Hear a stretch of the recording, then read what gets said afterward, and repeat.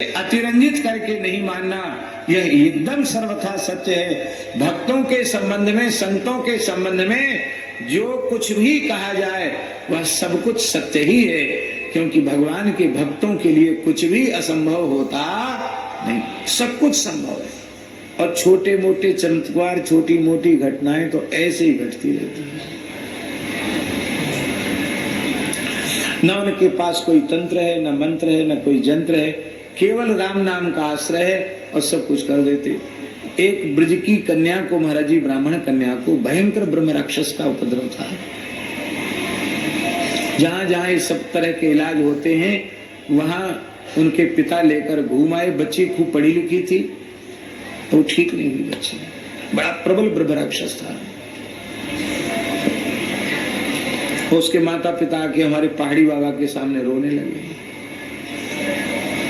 महाराज विवाह की होगी लड़की, मैं ब्राह्मण हूँ, गरीब आदमी हूँ, खेती किसानी वाला आदमी हूँ, छोटी मोटी नौकरी है सरकारी, अब इसका तो विवाह कैसे हो, ये ठीक कैसे हो महाराज?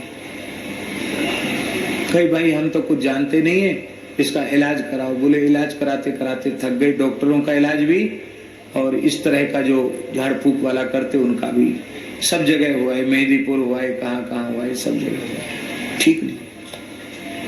पता नहीं महाराज जी की क्या लीला, विचित्र लीला। वे कभी किसी महिला से स्पर्श नहीं कराते थे, बड़ी और नंगे तो जैसे रहते थे, एक लंगोटी में रहते थे। कहीं बाहर जाते तो अचला पहनते नहीं, लंगोटी में ही बैठे रहते, उघारे पुघारे, खाली तखत पर नीम के नीचे। तो पता नहीं उनको जब वो माता पिता रोने लगे, उनको पता नहीं क्या दया आई, तो ऐसे बैठे थे पालथी मारे हुए, अपने चरण नीचे लटका दिए तखत के, और बच्ची ए मोड़ी, ए छोरी, मेरे तलवा दबा दे। ये उनके स्वभाव में था ही नहीं, पूरे जीवन बड़ा विलक्षण उनका जीवन, पता नहीं क्या उनके मन में आया। सबके सब ए छोरी, ए तलवा दबा दे मेरे, बुढ़ापा है, बैठे बैठे पांव में दर्द हो गया, और ऐसे पैर लटकाए। वो बच्ची आई तो प्रेम से ऐसे ऐसे महाराज जी के चरण ऐसे डाले, एक आधा मिनट भी नहीं दबाया, आधा मिनट भी नहीं। हाँ अरे वाह वाह, बहुत अच्छा दबाना जानती है, और पैर ऊपर मोड़ लिए। बोले ब्रह्म राक्षस के बाप की ताकत नहीं, तेरी ओर देख दे, क्योंकि तेरे से संत सेवा बन गई है। तो बाप से बोले ठीक हो गई, ले जाओ इसको। ठीक हो गई, दुनिया में गई, ठीक नहीं हुई, आधे मिनट चरण छुए। बोले अब ब्रह्म राक्षस के बाप की ताकत नहीं जो उसकी तरफ देख ले। महाराज जी कोई मंत्र है? अरे बच्चा, राम नाम से श्रेष्ठ कोई मंत्र है क्या? ऐसी हमने भगवान भेष की लाज रखते हैं, भगवान के नाम के सहारे बोल दिया, हो गया राम जी की इच्छा से। अब ऐसी विचित्र विचित्र विलक्षण बात है। कल विशेष परचौ प्रकट आस्तिक वे के चित्त धरो। कलकत्ते में महाराज जी एक भगत के यहाँ थे, बंगाली के, वो रोने लग गया। बोला क्यों रोते हो? बोले हमारी फुफेरी बहन है, उसके माता पिता मर गए थे, हमारे यहाँ है, उसका विवाह हो तब हमारी बहनों का विवाह। हमारे पिताजी तो पहले ही पधार गए। और पुराने अंग्रेजी जमाने की बात है, लड़की स्थूल भी है, काली भी है, और देखने में बहुत अच्छी लगती नहीं। अब इसका ब्याह नहीं हो रहा तो हमारी बहनों का विवाह रुका हुआ है, मैं बहुत दुखी हूँ।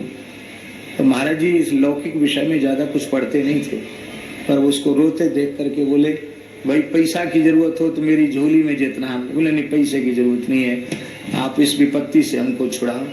तो हंसकर बोले कि कोई देखने वाला नहीं आता? बोले देखने वाले तो देखते ही मना कर जाते हैं। बोले कोई आने वाला है कि नहीं? बोले हाँ आज आने वाला है एक देखने वाला, लड़की को देखने के लिए। तो महाराज जी हंसकर बोले लड़की को मत दिखाना, मुझे दिखा देना।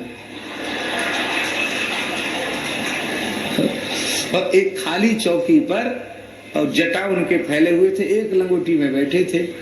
और वो लड़की देखने के लिए जो लड़के का बाप आया तो उन्होंने कहा, मुकुंद बाबू थे, उनका शरीर नहीं है। बोले हमारे गुरु महाराज घर में हैं, उनका आप दर्शन कर लो, फिर आप लड़की देख लेना, हमारी बहन को बाद में देखना, पहले गुरु महाराज का दर्शन कर लो। आया, महाराज जी का दिव्य स्वरूप था, तेजस्वी थे, ब्रह्मचारी योगी पुरुष थे।